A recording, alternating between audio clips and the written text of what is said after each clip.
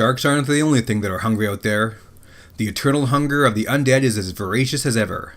That's right, zombies are back in Standard. This past weekend at Pro Tour Amonkhet, there were 3 separate zombie decks in top 8. 2 mono black and a black-white version. Now, a funny thing you may not know about old Travis from Brainpulp TV is, I love me some zombies. Whether it's bad movies, good movies, or great video games, I am a friend to the undead. So when I see Standard decks that aren't afraid to use the Z word... Don't say that. What? That? What? That? The Z word, don't say it. Why not? Because it's ridiculous. I'm more than happy to tag along. Once again, I'm Travis from Brainpulp TV, and this is Gerry Thompson's Mono Black Zombies deck tech from this past weekend's Amonkhet Pro Tour. Blue-Black Zombies had a pretty good run in Standard this past summer thanks to the releases of the Eldritch Moon and Shadows over Innistrad sets. With cards like Prized Amalgam, Gisa and Garaf, Haunted Dead, and even sweet little Baby Jace was helping out with the graveyard shenanigans. Or was it literal Baby Jace? I can't keep track of all the nicknames. Now again, there was a very similar mono-black deck that was run by Christian Clicano, and the Orzhov one that was run by Chris Fennell. I choose to do the mono-black one for this video because I kinda like monocolored decks. Sometimes it's just freedom in knowing you're never gonna get mana screwed.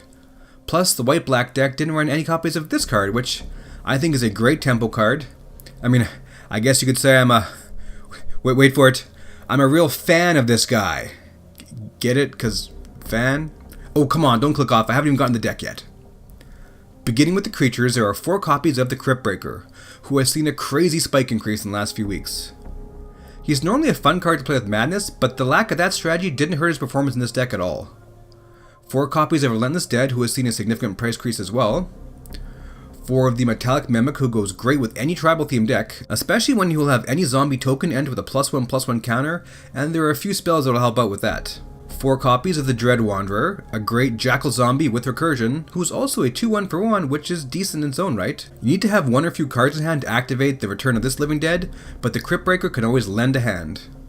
Next we have 4 of the Lord of the Accursed, the budget-friendly uncommon who buffs all your zombies, plus can fairly easily give them all menace.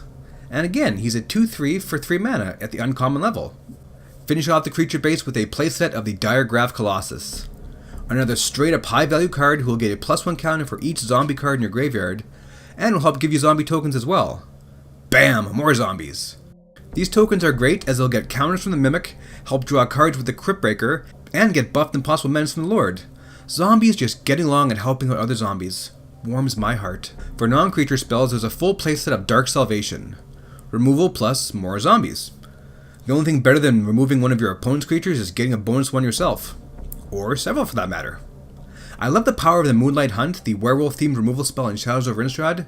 This one is a little harder to cast, but definitely has way more impact in the long run. As for straight-up removal, the deck also runs 2 copies of Fatal Push, as well as 3 of Grasp of Darkness. Glad to see Grasp of Darkness still pulling its weight in Standard. Finally, the deck also runs 3 of Liliana's Mastery. It's 5 mana, but once again, buffing all your zombies, plus will give you 2 bonus zombies. And those 2 tokens are also buffed upon entering the battlefield by the enchantment, so really beyond the whole team effect, you're also putting 6 power on the board for 5 mana, and that's nothing to shake a stick at. The land base, much like the deck, is awesomely simple. 22 Swamps and 2 Westvale Abbey. The Abbey doesn't enter tap, is a late game mana sink, and gives you some late game options in the event of a board stall, so I think it more than justifies its presence here. On the sideboard, Thompson has an extra copy of Grasp of Darkness, 3 copies of the Scrap Heap Scrounger, 2 Aethersphere Harvester, 2 Lost Legacy, 2 Gaunty Lord of Luxury, who I'm still as amazed is such a budget card. He has Death Touch, you know, and 3 Liliana the Last Hope. Strange she didn't have any of the Liliana Death Magistry in here because, while her zombie-safe board wipe seems an awesome fit, I guess the mana cost was a contributing factor. And lastly, there are 2 copies of Transgress the Mind, which I believe is the best card of its kind right now in Standard, and we all know how painful it is when this card gets played against us. Let's just say the artwork doesn't do it justice. So there's the full deck list for Gerry Thompson's Mono Black Zombies deck from Pro Tour Amonkhet. You can get the full deck list of all the Pro Tour top 8 deck list over at the MTG website. There will be a link in the description.